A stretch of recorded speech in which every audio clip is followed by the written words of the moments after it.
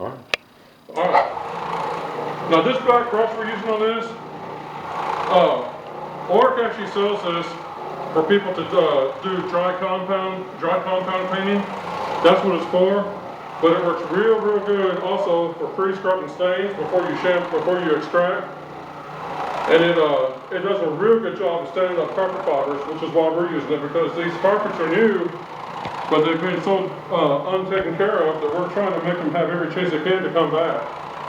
And just do that. And it should be noted, we have just finished extracting with the Rough Doctor, and we already scrubbed. We scrubbed before that with the Oreck Bonnet, so this is an after. Yeah. Now we will be coming up here and post vacuuming, and there's a chance this brush may pop some stuff along the edges or something out, but it's going to be post vacuumed whenever maintenance has finished all their work up here. You see how nice this looks? If you stick to a pattern.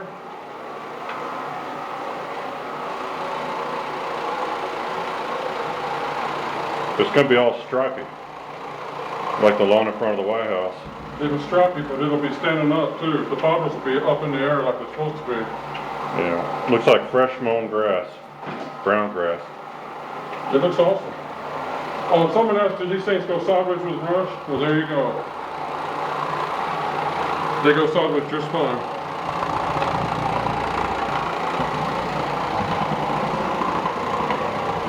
Now one thing, there's a side benefit when you freshly extracted your carpets and they're still a little bit damp. You're fluffing a lot of air into the carpet when you go over it with a brush. Yeah. You can also go over with a clean bonnet and you can post bonnet. We don't really do that, but you can.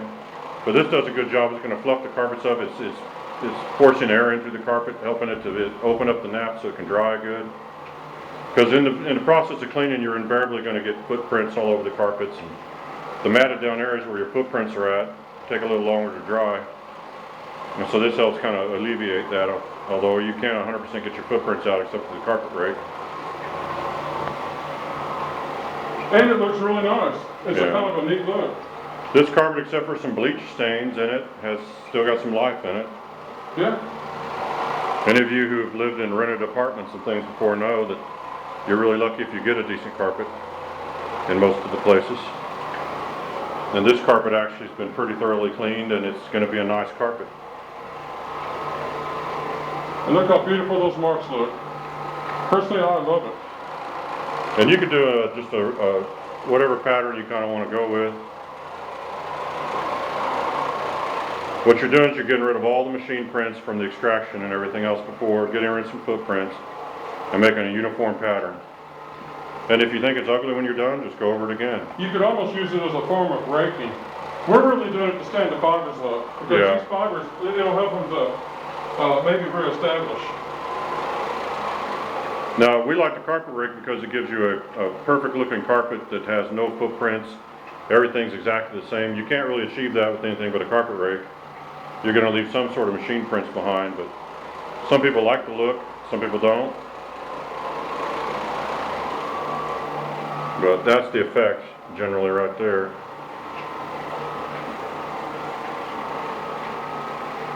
And the prints from a waterbed that we were concerned about, Now this turned out to be no issue. is fluffy. Not anymore. It's fluffy. When it shows a shoe print like that, that's a good sign. There's going to be shoe prints when we get done. You can't get them 100% out. No, we're not trying to make it perfect. We're trying to make it stand up. The fact that it looks neat is cool, but we're going to go in a bunch of directions before we're done. Yeah, he's going to move the cord a little bit. The primary concern we got with this is getting it to, so when it dries, it's okay, because they're going to be walking all over this when they do all their maintenance work and everything. And so, yeah, he's switching the plug. So, that's what we're trying to shoot for.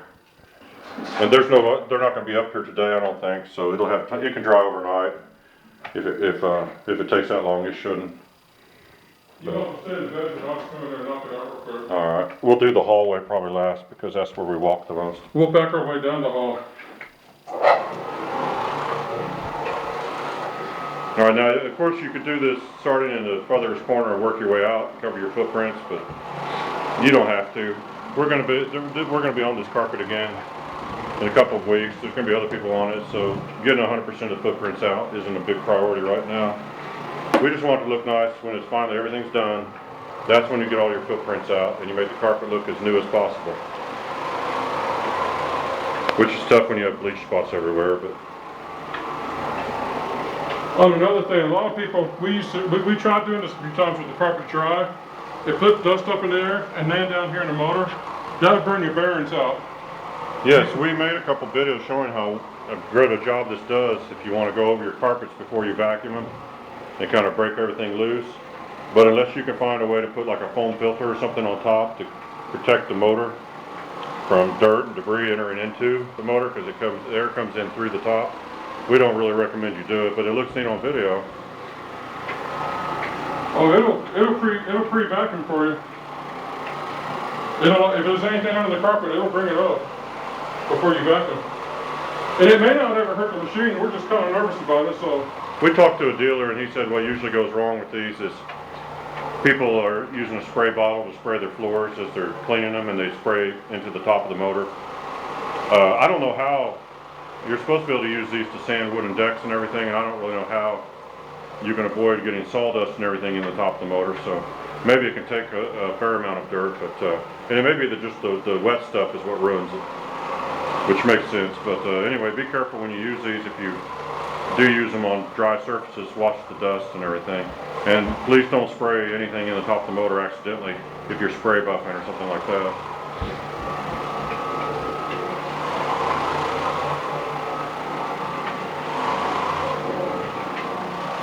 So we've had this one going for 1.5 years.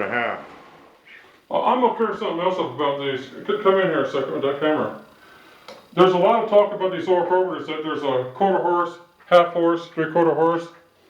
Here's the deal with these. There's 3 Oreck carburetors, and that's it. There's a white one, and it's a 1/4 horse, and it has a 25 or 30 foot cord, and it's a 1/4 horsepower, not a half. There's this one here, and it's a 1/2 horsepower, and it's got a 50 foot cord. There's another one that you get at the Oreck stores, and they're a 1/2 horse just like this, but they have a 30 foot cord. That's the only Oreck carburetors made in the earth. There's 3 kinds, and 2 of them are 1/2 horse, and one of them's a 1/4 horse. The only difference in the 2 of the 1/2 horses is one has a 30 foot cord, and the other one has a 50.